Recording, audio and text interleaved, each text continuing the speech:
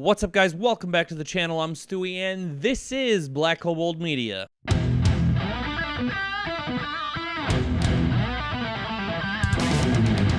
Today, I'm going to start a new series of videos, and we're going to call it Interesting History.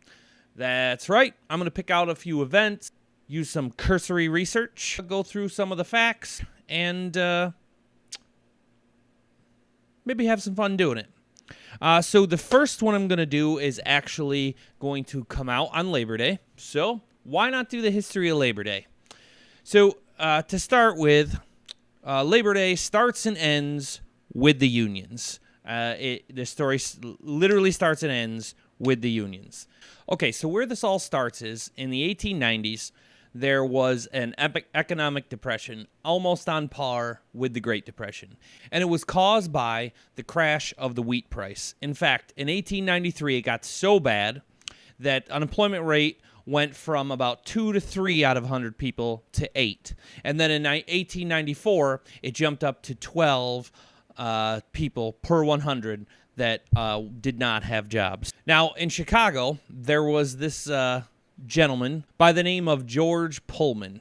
Now, George here, he had his own little town, and he owned all the buildings and all the shops, and all of the workers lived in his buildings and shopped in his shops.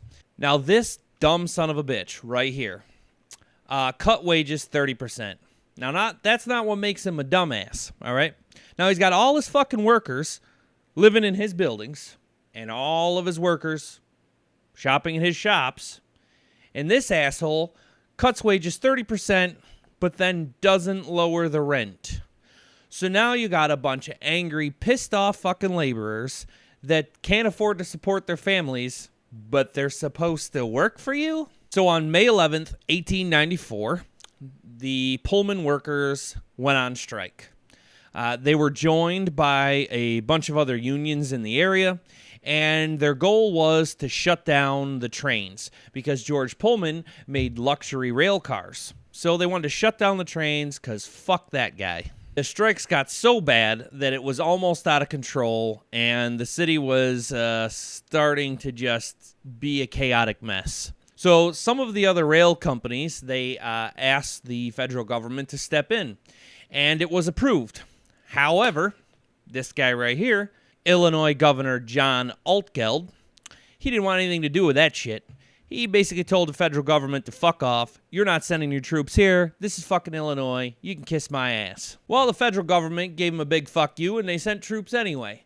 And in the ensuing chaos, about 30 people died. Between all the damages of the unions and the federal troops being sent in, the damages got up to about $80 million. Now, there was another incident in Chicago called the Haymarket Affair. It was another strike, and in this particular one, everything was going peacefully, and then somebody in the crowd threw a bomb at the cops. One of them was killed instantly, and a bunch were injured. So there were these two union guys that are credited separately, depends on who you talk to, with coming up with the idea of Labor Day.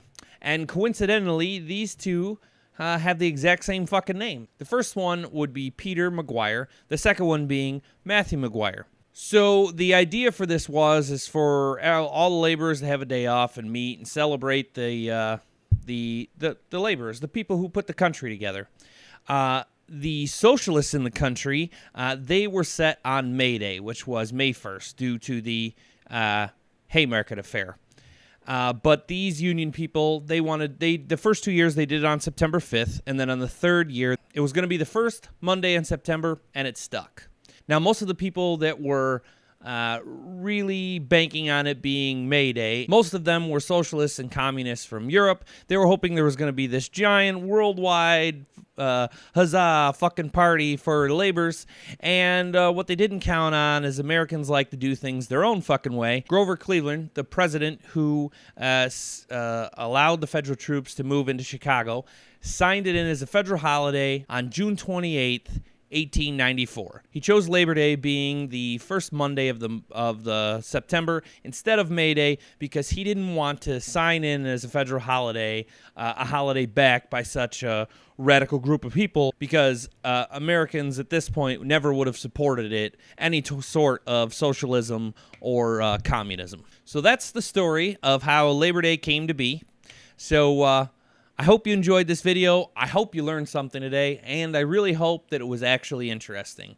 The next one is going to be way more funny and way less serious. Next time, we're going to talk about masturbation. That's right. So make sure you stay tuned. Watch out for the video about masturbation. And remember, thank a veteran, watch out for motorcycles, and I'll catch you another time.